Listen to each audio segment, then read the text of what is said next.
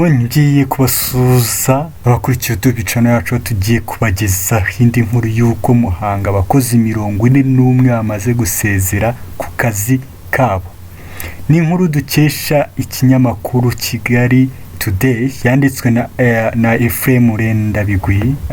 Ubuyobozi bw'akarere ka Muhanga buratangaza ko abakozi bako 41 ari bamaze kugeza amabaruwa yabo ku karere basaba guhagarika akazi mu gihe kitazwi, bamwe gusezera ku kazi no gusesa amasezerano y'akazi. Makuru yatangajwe n'umuyobozi w'akarere Kayitare Jacqueline avuga ko abo bakozi barimo abo mu byiciro bitandukanye ku rwego rw'akarere, umurenge no ku rwego rw'akagari. Kaba hari gushakwa uko basimbuzwa vuba kugira ngo abaturage bakomeze guhabwa serivisi zinoze. Urutonde rw'amazina y'abasezeye, abahagaritswe akazi cyangwa abeguye ku mirimo n'abashesheje amasezerano, Kigali Today ifitiye kopi rugaragaraho abanyamabanga nshingwabikorwa 6 bayoboraga imirenge ya Nyamabuye, Nyarusange, Shyogwe, Kabacuzi, Rugendabari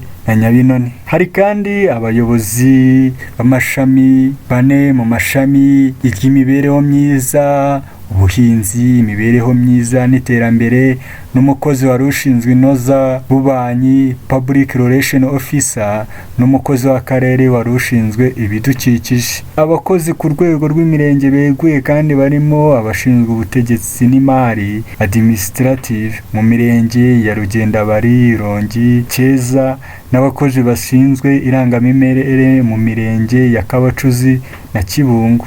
Urwo rutonde kandi ruriho amazina y'abakozi b'akarere wari ushinzwe amashuri abanza n'ay'incuke, wari ushinzwe gutanga impushya z'ubwubatsi, n'uwari ushinzwe gutunganya imihanda.